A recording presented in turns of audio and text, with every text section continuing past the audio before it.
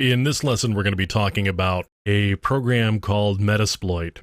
Metasploit is a penetration testing framework or an exploit framework that makes the job of penetration testers much easier.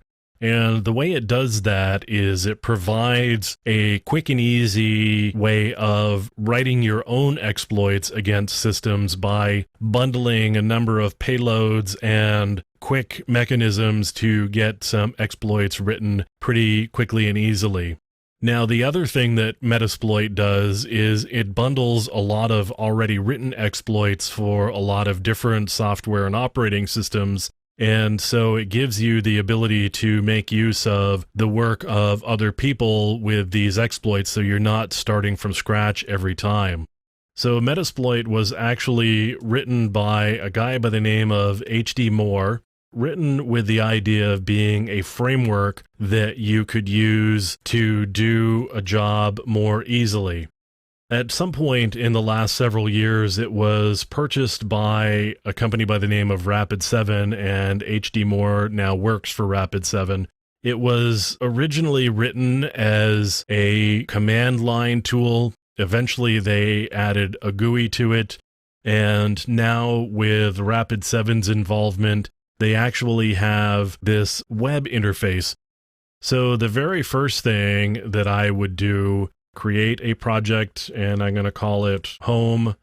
And here it's already got a network range populated, so I'm going to make use of that. And I'm going to initially just do a scan. I'll do a couple of addresses here just for fun. So I'm going to launch a scan. And it's really going to go off and do the same thing that Nmap does. It's going to do some port scanning to see what it can find about the operating systems as well as the system software that is running on those different systems. If you can see the Nmap command here, it's actually going through a really fast probe. So we're running through this as well as some other scans that Metasploit has access to. You can see it's all done now. We can take a look at the hosts that we've got. And if I click on here, we can see what vulnerabilities there may be. So we've got the list of services here. And if I go to the list of vulnerabilities, we actually don't have any vulnerabilities. So I can go back to another host, and I've got my DSL router. So there's no vulnerabilities associated with this. But I've got operating system and the operating system flavor and my Ethernet address. Certainly you can use this to do some discovery of your systems, and if there were vulnerabilities, this would give you an easy way to run the exploits on there. There's a lot of different ways to look at the data that I've got. You can see there were 13 services that were found. And I can go back to my hosts. I didn't bother scanning the whole network. I just wanted to give you a sense of what Metasploit is capable of doing.